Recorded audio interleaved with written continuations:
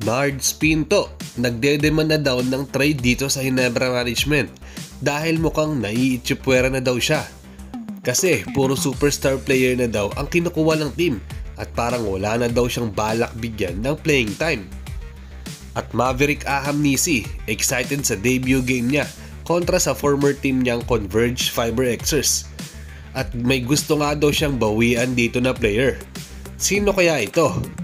Yan ang topic natin sa video na ito. Isa nga si Nards Pinto sa mga guard defender ng Ginebra at kinuha nga siya dati ni Al Francis Chua sa free agent.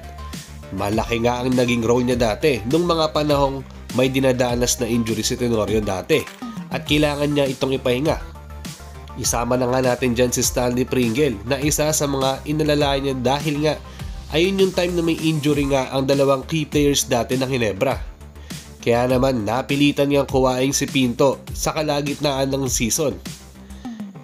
May mga time pa nga na nagpo-first five nga si Pinto at naging primary guard defender dahil sa liksi at gandang ng depensa na pinapakita niya. At ayun nga ang naging dahilan kaya nakuha niya agad ang loob ni Tim Cone at nabigyan siya ng mahabang playing time. Pero paglipas ng ilang conference ay dahan-dahan na ngang bumaba ang playing time niya sa Ginebra dahil fully recovered na nga sa injury itong si Stanley at nagdatingan na nga sina Jeremiah Gray at Jamie Malonzo. Tapos ngayong conference, dumagdag pa nga sa lineup nila si Maverick Ahamnisi na same position nga sila na nilalaro. Kaya madami nga ang napapaisip kung may makukuha pa kayang playing time si Pinto pagkatapos nilang kumuha ng isang star player sa free agent at isang mga rookies na guard din na nanggaling nga na napunta sa lineup nila. Kaya medyo mahihirapan nga din si Nards Pinto ngayong conference na paparating. Kaya ayon nga sa isang source mga ka-sports, nagre-request na daw na matrade nga si Nards dahil hindi na daw siya masaya sa nangyayari at playing time na nakukuha niya.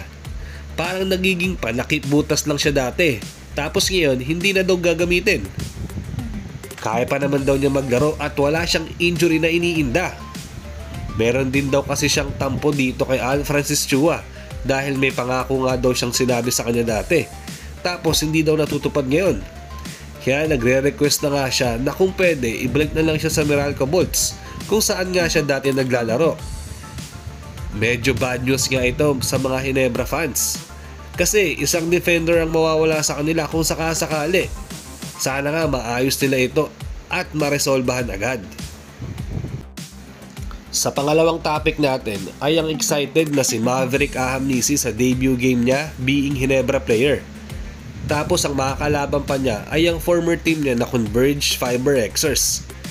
Medyo gigiling nga din ang Converge sa laban na ito dahil bukod nga sa dalawang sunod na natalo nga sila agad at bad start ng season nila, gusto na nilang manalo dahil 0-2 na nga agad ang standing nila mga ka-sports. Masaya nga si Ahamnisi at excited na din dahil unang makakalaban niya ngayon sa season ay ang team na inalisan niya. Medyo kabisado niya na din naman ang sistema ni Coach Aldin dahil isa nga siya sa mga main guy nito dati. Bukod doon, madami din mga rookies na makakalaban sila. Kaya medyo dihado nga ang Converge dito sa laban nila mamaya kontra Ginebra. Pero yun nga mga ka-sports, ayon sa isang kuliglig, may gusto daw bawian na player itong si Ahamnisi sa former team niya. Dahil matagal na daw siyang inis dito nung magkakampi pa nga lang sila. Gusto niya daw talaga bigyan ng isa or the physical sa game itong si Aljun Melesio. Dahil nung magkakampi pa sila dati, parang nayayabangan na nga daw sila dito. At parang favorite daw siya ni Coach Aldin masyado. Na madami daw na nakakapansin na dati pa.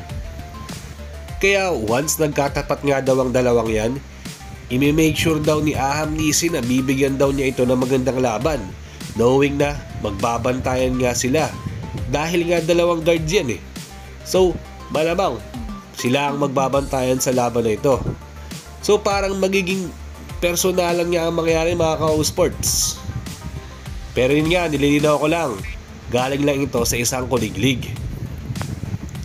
Sa malamang mga ka-sports, hindi rin aatras itong si Melesio dahil kilalang hindi umaatras basta-basta yan, lalo na naging bata nga ni Aldin Ayo. Ready sa mga banggaan at fisikalan, lalo na Si Aham Nisi nga ang makakabantay niya sa malamang. Kaya magiging kaabang-abang nga talaga itong laban na ito mga ka-sports. Dahil nga bukod sa former team ni Aham Nisi ang makakalaban niya, kailangan na din kasi talaga manalo ng Converge sa season na ito. Dahil kung hindi, medyo manganganib nga talaga sila sa standing at bumagsak ng gusto sa baba. Sana nga lang ay hindi masyadong magkasakitan ng dalawang yan at hindi magpang-abot outside the court para hindi na nga ganong kalala ang mangyari. Oo, maiintindihan natin na medyo may tampo nga ang kampo ng Converge dahil sa hindi nga pagtanggap dati ng offer sa kanya na mag-extend ng kontrata at mas pinili na lumipat ng ibang koponan.